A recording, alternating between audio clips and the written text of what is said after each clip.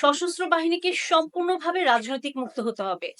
রাজনৈতিক মুক্ত যদি হয়ে ওনারা কাজ করতে পারে তাহলে এই দেশের সেনাবাহিনী, বিমান বাহিনী, নৌবাহিনী, ৩ বাহিনী সর্বপরিস্থিতিতে দেশের সুরক্ষায় কাজ করে যেতে পারবে। করি যে আমাদের ৩ বাহিনীর যেসব অফিসাররা এই পর্যন্ত শহীদ হয়েছেন বা বিভিন্ন দুর্ঘটনায় মৃত্যুবরণ করেছেন, সবাইকে কম বেশি এই প্রবলেমগুলো ফেস করতে হয়েছে। তো আমি এই আলোচনাগুলো এখন এই জন্য করতে চাচ্ছি যে আমি চাই যে আমাদের সশস্ত্র বাহিনী, সংশ্লিষ্ট অফিসার বা কর্তৃপক্ষ এই ব্যাপারগুলোকে যদি একটু বিবেচনায় আনেন তাহলে আমাদের পরিবারগুলো অ্যাটলিস্ট কিছুটা ভালো থাকবে। উনার চাকুরিতে বয়স ছিল ১৩ বছর। ভাই কিছু পয়েন্টগুলো আপনারা একটু মনের মানে একটু শুনবেন মনোযোগ দিয়ে।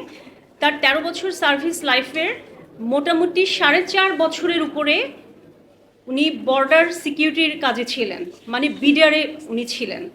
একবার লেফটেন্যান্ট অবস্থায় ছিলেন বান্দরবন থানচির মদকে, আর আরেকবার ছিলেন আপনার পিলখানা দুর্ঘটনার সময়। তার আগেই আরটিসিএনএসএ অ্যাডভান্স উইংয়ের কমান্ডার হিসেবে ছিলেন। পরবর্তীতে জাস্ট ১ মাস আগে পিলখানায় বদলি করে তাকে আনা হয় এবং এই বদলিটা তার ৪ বার ক্যান্সেল হয়। আরটিসিএনএস থেকে ৪ বার তার বদলির অর্ডার আসে। ওই সময় আমি একদম প্রেগনেন্সির শেষের দিকে ছিলাম, তো যার কারণে আমি ঢাকায় আমার মায়ের বাসায় থাকাতে আমি ওকে একেবারেই কাছে পাইনি। তো ওর ৪ বার ঢাকায় বিভিন্ন তার নিজস্ব ইউনিটে ঢাকার পিলখানায় বদলির অর্ডার ৪ বার আসছে, বাট ফাইনালি পিলখানা ঘটনার জাস্ট ১ মাস আগের ওটাই তার পার্মানেন্ট হয়, বাকি ৪টাই ক্যান্সেল করা হয়। এই ৪.৫ বা ৫ বছর টোটাল এই চাকুরিতে তার অনেক অবদান ছিল। চিঠি পেয়েছিল যে তার জীবন শেষ করে ফেলা হবে।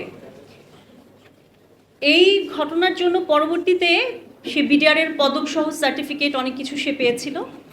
তা আমার কাছে যেটা মনে হয় যে এটা হতে পারে ওই সময়কার বিষয়টাকেই হয়তো বা মাথায় রেখে ওকে টার্গেট করা হয়েছিল পিলখানা দুর্ঘটনায়। পরিবার আছি, আমাদের স্বামীদের এই যে অবদানগুলা, এগুলো মাথায় রেখে আমরা ভাবি যে সেনাবাহিনী, বিমান বাহিনী বা সশস্ত্র বাহিনী থেকে আমরা হয়তো বা আমাদের স্বামীদের এই কাজের অবদানের জন্য আমরা কিছুটা ফেভার পাবো। আমি অস্বীকার করব না, ফেভার পাইনি তা আমি কখনোই বলবো না যে ফেভার পাইনি, বাট কিছু কিছু ক্ষেত্র আছে যে ক্ষেত্রগুলোতে আমি এখন আপনাদেরকে বললে আপনারা একটু নিজেরাই যাচাই করবেন যে এগুলার ক্ষেত্রে আমাদের প্রতি অনিয়ম করা হয়েছিল কিনা। আমি আমার সন্তানকে যখন প্রথম স্কুলে ভর্তি করাতে যাই, আমার সন্তান হচ্ছে বাবা শহীদ হবার ১১ দিন পরে। তা আমি যখন আমার সন্তানকে প্রথম স্কুলে ভর্তি করাতে যাই, স্কুলের ফর্মে ৩টা কোটা থাকে, মানে ডিফেন্স স্কুলগুলোতে সামরিক, বেসামরিক আর রিটায়ার্ড, ৩টা অপশন থাকে। তা আমার হাজব্যান্ড সামরিক ছিল, তো আমি যখন পরিচয় দিলাম আমাকে বলছেন আপনার হাজব্যান্ড তো বেঁচে নেই, উনি সামরিক কোটায় আসবেন না। কিসের কোটায় আসবেন? অবসরপ্রাপ্ততে আসবেন না, কারণ উনি বেঁচে নেই। তাহলে কিসের কোটায় আমার সন্তানকে দিব? বেসামরিক কোটায়। তো আমি বললাম বেসামরিক কোটায় কিসের জন্য আমার সন্তান আসবে? কারণ ওর বাবা তো সামরিক অফিসার ছিলেন, আর সামরিক অফিসার থাকার সুবাদে ওর সন্তান এই কোটাতেই যাবে। এখন মৃত বা অবসরপ্রাপ্ত এটার অপশনটা আপনাদের ফর্মে থাকা উচিত, সেটা তো ভাই আমি জানি না। কিন্তু আমাকে বলা হলো না, বেসামরিক কোটাতে দিলে আপনি ভর্তি করতে পারবেন, এটার কোনো সামরিক কোটাতে আসবে না। যাই হোক, এটা নিয়ে আমি পরবর্তীতে আমাদের হেডকোয়ার্টারে এটা নিয়ে আবেদন করলাম, ইনফর্ম করলাম হেডকোয়ার্টারে। ইনফর্ম করার পর ওখান থেকে স্কুলে যোগাযোগ করে এটা, আর যে স্কুলের কথা বলছি সেই স্কুলে সেটা অথরিটির কাছে এসে অ্যাপ্লিকেশনটা যায়। যাওয়ার পরে আমি যাই হোক বেসামরিক কোটায় আমার বাচ্চাকে প্রথম ভর্তি করাতে হয়েছিল, আমি সেটা বলছি। বেসামরিক কোটায় আমি ভর্তি করে দিয়েছি, আমাকে বলেছে আপনি ভর্তি করান, এরপর সিদ্ধান্ত যা হবে সেটাই চলবে। তো বেসামরিক কোটায় আমার বাচ্চাকে ভর্তি করেছি সামরিক কোটার ডাবল ফিস দিয়ে, কারণ সামরিক কোটায় সামরিক স্কুলগুলোতে সামরিক অফিসারদের বাচ্চাদের জন্য ফিসটা কম থাকে, বেসামরিক বাচ্চাদের জন্য ফিসটা বেশি থাকে। তো আমি বেশি ফিস দিয়েই আমার বাচ্চাকে ভর্তি করে দিয়েছি। কিন্তু পরবর্তী এই সিদ্ধান্ত আসতে আমার ৪.৫ মাস সময় লেগেছিল, শুধু একটা সিদ্ধান্ত আসতে যে আমার বাচ্চা সামরিক কোটায় পড়বে। তো এই বিষয়গুলো আমি পরবর্তীতে আমি ভেবেছিলাম যে হয়তো শুধু আমার সাথে এটা হয়েছে, কিন্তু পরবর্তীতে আমি আরও জানতে পেরেছি। এখন আমি জানি না এই ব্যাপারগুলো ঠিক করা হয়েছে কিনা, বাট আমার মতে এগুলো একটু সংস্কার আনা উচিত যে আমাদের পরিবার যারা যেসব অফিসারগুলো এখানে শহীদ হয় বা বিভিন্ন দুর্ঘটনায় মৃত হচ্ছেন, মারা যাচ্ছে, এই দুর্ঘটনার পর, এই দুর্ঘটনা না, এই যেই এটা হয়েছিল বিডিআর ঘটনাটা, এটার পরে আমাদেরকে বিভিন্নভাবে আপনার সাহায্য করা হয়েছিল। এই সাহায্যের মধ্যে একটা ছিল আমাদের সার্ভিস ইয়ার, হাজব্যান্ডের সার্ভিস ইয়ার অনুযায়ী 18 বছরের উপরে যারা তারা মিরপুর ডিএইচএসে প্লট পাবে, 18 বছরের নিচে যারা তারা মিরপুর ডিএইচএসে ফ্ল্যাট পাবে, দুটা করে।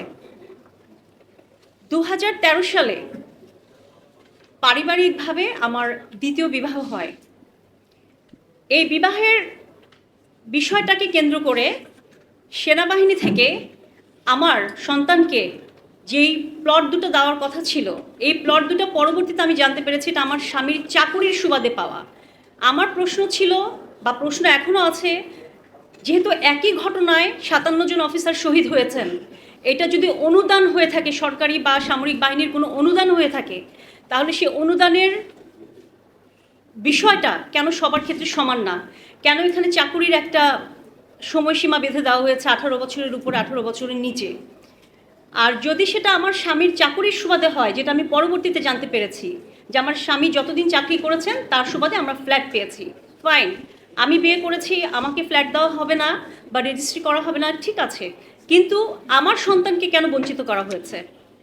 সো আমি মনে করি যে এই জিনিসগুলা আপনারা যদি একটু, এই সশস্ত্র বাহিনীতে এই জিনিসগুলো যদি একটু খেয়াল রাখে, যে এই যাতে কোনোভাবে যেন এখানে কোনো বিভাজন করা না হয়। কারণ এই দুর্ঘটনায় আমরা যারা আছি আমরা জানি আমাদের পরিবারের উপর দিয়ে কী গেছে। আমার সন্তান যে তার বাবাকে দেখেনি, পুরো